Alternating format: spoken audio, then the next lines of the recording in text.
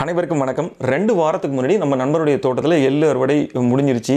எத்தனை கிலோ எள்ளு அறுவடை பண்ணியிருக்கோம், நம்ம அறுவடை பண்ண எள்ளுடைய தரம் எப்படி இருக்குது, அறுவடை பண்ண எள்ளு எல்லாத்தையுமே எண்ணெயாக மாற்றிட்டோம், எத்தனை லிட்டர் எண்ணெய் கிடச்சிருக்கு, அந்த எண்ணெயுடைய சுவை எப்படி இருக்குன்றதை பற்றி இந்த பதிவில் கொஞ்சம் விரிவாக பார்க்கலாம். மொத்தமாக இந்த எள்ளு சாகுபடிங்கிறது நமக்கு லாபமாக இருந்ததா இல்லை நம்ம நஷ்டம் அடைஞ்சிருக்குமோன்றதை பற்றியும் இந்த பதிவில் கொஞ்சம் விரிவாக பார்க்கலாம். இந்த எள்ளு எல்லாருமே மாசி பட்டத்தில் தாங்க பண்ணுறாங்க. பிப்ரவரி மாதம்லேருந்து மார்ச் மாதம் மத்தியத்துக்குள்ளே இந்த விதைகள் விதைச்சிடுறாங்க. நம்ம தோட்டத்தில் மார்ச் மாதம் வரையும் தண்ணி நின்று இருந்தது. அதெல்லாம் சரி பண்ணிவிட்டு நம்ம மார்ச் கடைசியில் தான் நம்ம இந்த விதைகளே போட்டோம், எள்ளு விதைகளே போட்டோம். ஸோ ஆரம்பத்திலே இந்த பட்டத்துலேருந்து 1 மாதம் தள்ளி தான் இந்த எள்ளு விதையை நம்ம விதைச்சிருக்கோம். இந்த எள்ளு விதைக்கிறதுக்கு முன்னாடி இந்த நிலத்தை தயார் செய்யணுன்ற ஒரு விஷயம் இருக்குது. சில பேர் பசுந்தாள் உரங்கள், தக்கை பூண்டு சனைப்பெல்லாம் விதைச்சிட்டு அதுக்கப்புறம் கொஞ்ச நாள் ஆற போட்டுட்டு அதுக்கப்புறம் எள்ளு விதைக்கிறாங்க. சில பேர் எரு கொண்டு வந்து கொட்டிட்டு அது ஒரு மாதம் கழித்து ஆற போட்டுட்டு அதுக்கப்புறம் எள்ளு விதைக்கிறாங்க. இது இயற்கை முறையில் பண்ணுறவங்கள பொறுத்து. அதுக்கப்புறம் டிராக்டர் வச்சு நல்லா 2 சால் ஓட்டிட்டு அந்த இடத்த வந்து ஒரு 15 நாள் ஆற போட்டுட்டு அதுக்கப்புறம் எள்ளு விதைப்பு செய்கிறாங்க. நம்ம வந்து டிராக்டரை வச்சு 2 சால் ஓட்டினதோடு சரி, வேறு எந்த விஷயங்களும் செய்யலை. மண்ணை தயார் செய்வதற்கு அந்த தக்கப்பூண்டு சனப்பை விதைக்கிறதோ இல்லை எரு கொண்டு வந்து கொட்டுறதோ இந்த மாதிரி எந்த விஷயங்களும் செய்யாமல் தான் நம்ம அந்த எள்ளு சாகுபடியை ஆரம்பித்தோம். இந்த மண்ணுக்கு இந்த எள்ளு நல்லா வருமா, இந்த எள் பயிர் நல்லா வருமா அப்படின்னு வந்து எனக்கு ஆரம்பத்தில் ஒரு சந்தேகம் இருந்தது. அப்புறம் பக்கத்து தோட்டத்தில் இருக்கிறவங்களாம் பார்க்கும்போது அவங்களுக்கும் நம்மள மாதிரி அதே மாதிரி மண் தான் இருக்குது. அவங்கெல்லாம் பிப்ரவரி மாதமே அந்த எள்ளு விதைக்க ஆரம்பிச்சிட்டாங்க. அவங்க மண்ணுக்கு நல்லா வரும்னு அவங்க நினச்சி பண்ணும்பொழுது நமக்கும் அது நல்லா வரும் அப்படிங்கிற ஒரு நம்பிக்கையில் நம்மளும் எள்ளு போடலாம் அப்படின்னு.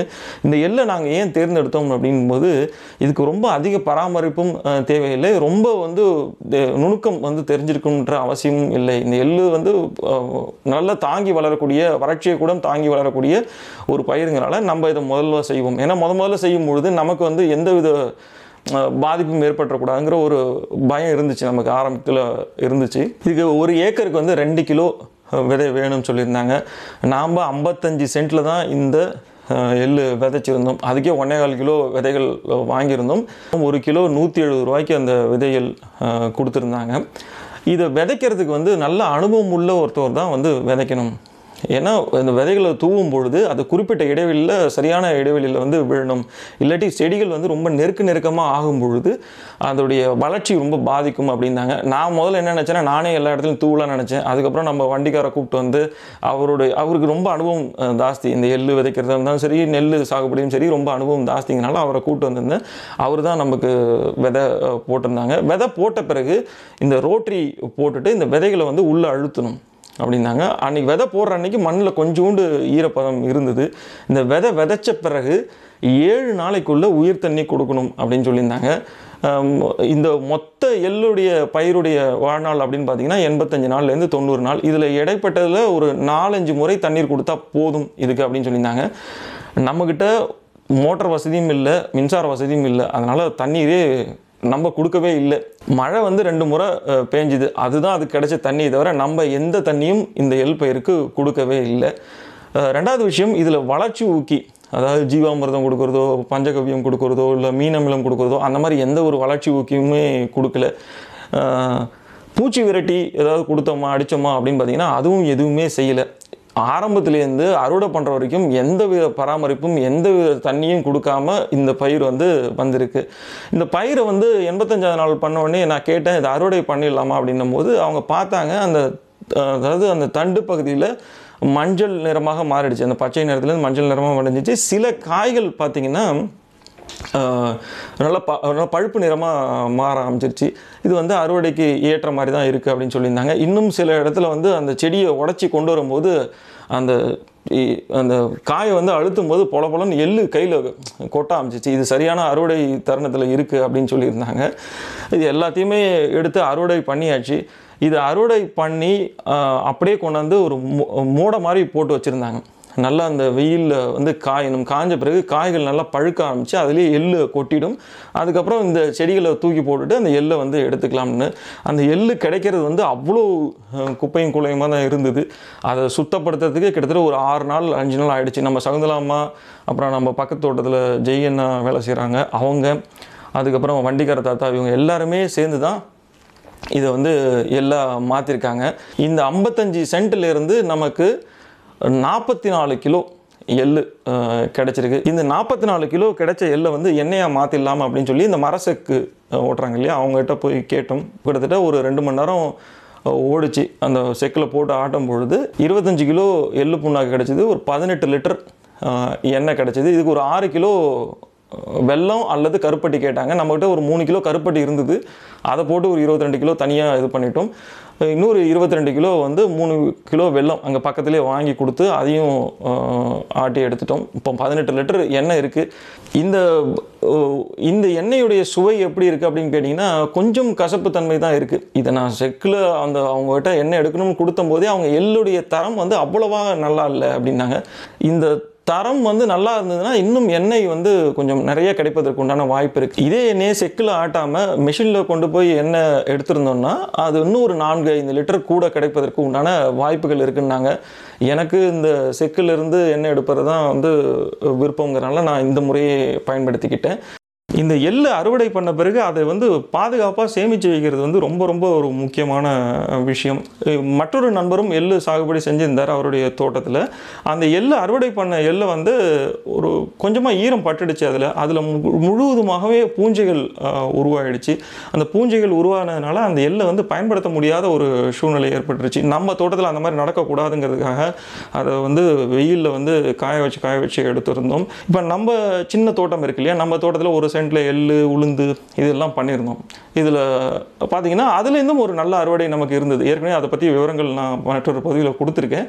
இப்போ நீங்கள் இந்த திரையில் பார்த்துட்டு இருக்கிற எல்லா பொருட்களுமே நம்ம தோட்டத்திலேருந்து விளைஞ்சு வந்தது தான்.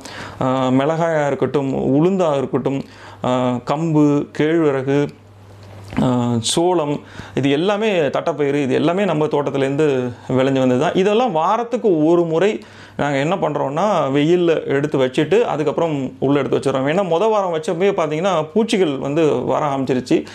பெரிய நிறுவனங்கள்லாம் இதுக்கு ஏதாவது ஒரு ரசாயன பூச்சி மருந்துகளோ ஏதாவது ஒரு முறையை வந்து பயன்படுத்தி இதுக்கு உண்டான அந்த பாதுகாப்பாக அதை வைக்கிறதுக்கு வந்து முறையை கையாளுறாங்க. நம்ம வீட்டுக்கு பயன்படுத்துறதுனால அதெல்லாம் எதுவும் செய்யாமல் நம்ம வெயிலில் மட்டும் எடுத்து வச்சு அதுக்கப்புறம் திரும்ப உள்ளே கொண்டு போய் வச்சிடுறோம். இது மாதிரி முறைகள் பண்ணுறதுனால தானியங்கள் ரொம்ப நாளைக்கு கெடாமல் பாதுகாப்பாக இருக்கிறதுக்கு உண்டான வழிகள் இருக்குது. எவ்வளோ லிட்டர் எண்ணெய் கிடச்சிருச்சு, எவ்வளோ அறுவடை பண்ணோம்லாம் சொல்லிட்டேன். இதுக்கு எவ்வளோ செலவு பண்ணியிருக்கோம் இது வரைக்கும் அப்படின்னு பார்த்தீங்கன்னா, முதல்ல டிராக்டர் 2 சால் ஓட்டணும், அதுக்கு ஒரு 1000 ரூபா பணம் கொடுத்துருக்கோம். விதை எள்ளு வாங்கணும், அதுக்கு ஒரு 220 ரூபா செலவு பண்ணியிருக்கோம். அப்புறம் அன்றைக்கி விதையை போட்ட அன்றைக்கி ஒரு சால் ரோட்டோவேட்டர் பயன்படுத்தியிருக்கோம், அதுக்கு ஒரு 800 ரூபா கொடுத்தோம். அப்புறம் விதைக்கிற அவங்க வண்டிக்கரத்தாக்கு ஒரு 200 ரூபா கொடுத்தோம். இது வந்து விதைக்கிறப்ப ஆன செலவு. தண்ணியும் கொடுக்கல, உரமும் போடல, எருவும் போடல, எதுவுமே பண்ணல. அறுவடை பண்ணும்போது அந்த எல்லாக மாற்றி கொடுக்கறதுக்கு நமக்கு எவ்வளோ செலவாச்சுங்கிறது இப்போ நீங்கள் இந்த திரையில் பார்த்துட்ருக்கீங்க. கிட்டத்தட்ட ஒரு 7 நாள் ஒரு வேலை செஞ்சுருக்காங்க. மொத்தமாக நான் அவங்களுக்கு கொடுத்த பணங்கிறது பார்த்திங்கன்னா 1160 ரூபா கொடுத்துருக்கேன் அவங்களுக்கு. இது சுத்தம் பண்ணி அந்த எல்லாம் மாற்றி கொடுக்கறதுக்கு. இதுக்கப்புறம் இந்த எள்ளு வந்து செக்கு இதில் போய் ஆட்டுறதுக்காக, மரச்செக்கில் போய் ஆட்டுறதுக்காக கேட்டும்போது ஒரு கிலோவுக்கு 17 ரூபா கேட்டாங்க. அதுக்கப்புறம் 6 கிலோ கருப்பட்டி அல்லது வெல்லம் வேணும் அப்படின்னு சொல்லியிருந்தாங்க. அதுக்கு உண்டான செலவு விவரங்களையும் இங்கே போட்டிருக்கேன். மொத்தமாக நம்ம கிடைச்ச லிட்டர் அப்படின்னு பார்த்திங்கன்னா 18 லிட்டர் எண்ணெய், 25 கிலோ எள்ளு புண்ணாக்கு. அது ஒரு கிலோ வந்து எள்ளு புண்ணாக்கு வந்து 26 ரூபாங்கிற வெளியில் கிடைக்கிது. இந்த எண்ணெயுடைய விலை எவ்வளோ நிர்ணயம் செஞ்சுருக்கோம் அப்படின்னு பார்த்திங்கன்னா 375 ரூபாய்க்கு நம்மளுடைய எண்ணெயுடைய விலை நிர்ணயம் செஞ்சுருக்கோம். இதை நம்ம நண்பர்களுக்கும் நம்மளுடைய சொந்தங்களுக்கும் தான் கொடுக்க போகிறோம். வேறு யாருக்கும் கொடுக்குற அளவுக்கு எண்ணெய் இங்கே நம்மக்கிட்ட இல்லை. இதில் ஒரு முக்கியமான விஷயம் என்னென்னா, ஆர்கானிக் முறையில் விரைந்த எள்ளு, அதை வந்து மரச்செக்கில் ஆட்டின எள்ளு வந்து இப்போ பல இ-காமர்ஸ் சைட்லாம் நீங்கள் விலை போய் பார்த்தீங்கன்னா 500 ரூபாய்க்கு மேலே கூட எண்ணெயை விற்கிறாங்க. நமக்கு இது தோதான விலைங்கிறதுனால இந்த 375 ரூபாய் விலை நிர்ணயம் செஞ்சுருக்கோம். நம்ம வரவு செலவு கணக்கெல்லாம் இந்த திரையில் நீங்கள் பார்த்துட்ருக்கீங்க. இப்போ நீங்கள் பார்க்கும்பொழுது நம்மளுடைய வரவு வந்து செலவுடைய ஜாஸ்தியாக தான் இருக்குது. இதில் ஒரு பெரிய சந்தோஷம் என்னன்ற போது, நம்ம தோட்டத்தில் இயற்கை முறையில் விளைஞ்ச ஒரு விஷயம் அப்படிங்கிறது தான் நம்ம பார்க்குறோம். இது ஒரு நல்ல மகசூலா, நல்ல ஒரு அறுவடையா அப்படின்னு கேட்டிங்கன்னா கண்டிப்பாக இல்லை. இதில் ஒரு 5-6 விஷயங்கள் நம்ம தவறுகள் செஞ்சுருக்கோம். முதல் விஷயம் பார்த்தீங்கன்னா, இந்த இடத்த வந்து தயார் செஞ்சுட்டு தான் இந்த எல்லையை விதைச்சிருக்கணும். ஏதோ ஒரு எரு கொண்டு வந்து கொட்டுறதோ, இல்லை பசுந்தாள் பயிர்கள் செய்கிறதோ, தக்கப்பூண்டு சினப்பை விதைச்சிட்டு அதுக்கப்புறம் மடக்கி விழுத்துட்டு அதுக்கப்புறம் இந்த எள்ளு விதைகள் விதைச்சிருந்தா கூட இன்னும் கொஞ்சம் கூடுதல் மகசூல் கிடைக்கிறதுக்கு உண்டான வாய்ப்புகள் இருக்குது. ரெண்டாவது விஷயம் பார்த்தீங்கன்னா, இந்த பட்டம் வந்து மாசி பட்டம் ஆரம்பிச்சிருக்கணும். நம்ம மாசி பட்டம் ஆரம்பித்து ஒரு மாதம் கழித்து தான் நம்ம இந்த விதையை விதைச்சிருக்கோம். பட்டம் ஆரம்பிக்கிறதுலே ஒரு மாதம் தள்ளி தான் ஆரம்பிச்சிருக்கோம். இது ஒரு பெரிய ஒரு தவறு இருக்குது. மூணாவது விஷயம் அப்படின்னு பார்த்தீங்கன்னா, 7 நாளைக்குள்ளே உயிர் தண்ணி கொடுக்கணும் விதைச்சதுலேருந்து. நம்ம அதுவும் செய்யலை. தண்ணியே வந்து 2 நட தான் மழை வந்ததுனால கிடச்சிருக்கே தவிர நம்ம ஒரு தண்ணிங்கிறது இதுக்கு வந்து கொடுக்கவே இல்லை. 4வது விஷயம் பார்த்திங்கன்னா, வளர்ச்சி ஊக்கிகளோ சரி, பூச்சி விரட்டிகளோ எதுவுமே நம்ம பயன்படுத்தலை, கொடுக்கல.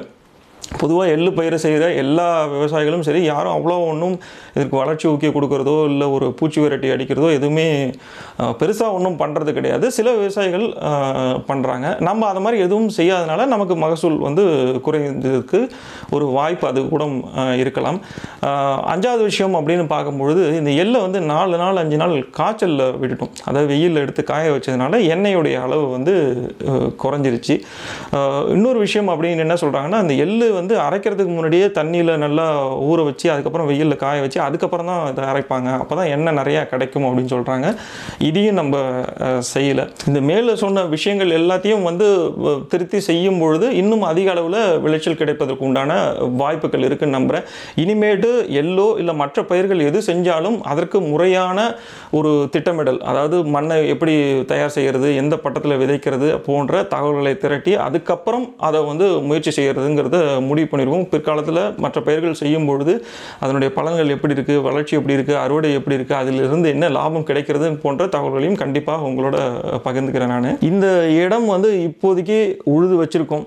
இதில் என்ன பண்ணலாம் அப்படின்னு பார்க்கும்போது நிலக்கடலை செய்யலாம் அப்படிங்கிற ஒரு எண்ணம் இருந்தது. இந்த நிலக்கடலையை வந்து பண்ணும்பொழுது அதோடைய அறுவடை காலங்களில் இங்கே வந்து மழை வந்துடும், தண்ணி நிறைய தேங்கிறதுனால நிலக்கடலை செய்யாமல் நம்ம வந்து இங்கே உளுந்து செய்யலாம் அப்படிங்கிற ஒரு முயற்சிகள் இருக்கும். இந்த உளுந்து செய்வதற்காக நிறைய படிச்சுட்டு அந்த தியரி ஒர்க்கு, பேப்பர் ஒர்க் எல்லாம் பண்ணிட்டு தான் இந்த உளுந்து சாகுபடியே ஆரம்பிக்கிறோம். உளுந்து சாகுபடி பற்றி உங்களுக்கு ஏதாவது எண்ணங்கள் இருந்தால், கருத்துக்கள் தெரியணும் அப்படி சொல்லணும் அப்படின்னு நினச்சிங்கன்னா கண்டிப்பாக கமெண்ட் செக்ஷனில் சொல்லுங்கள். இந்த பதிவை பற்றி உங்களுடைய கருத்து ஏதாவது இருந்ததுன்னா கண்டிப்பாக கமெண்ட் செக்ஷனில் எங்களோட பகிர்ந்து கொள்ளுங்கள். மீண்டும் ஒரு பதிவில் சந்திக்கிறேன். அதுவரை உங்களிடமிருந்து விடைபெறுவது ராம்குமார்.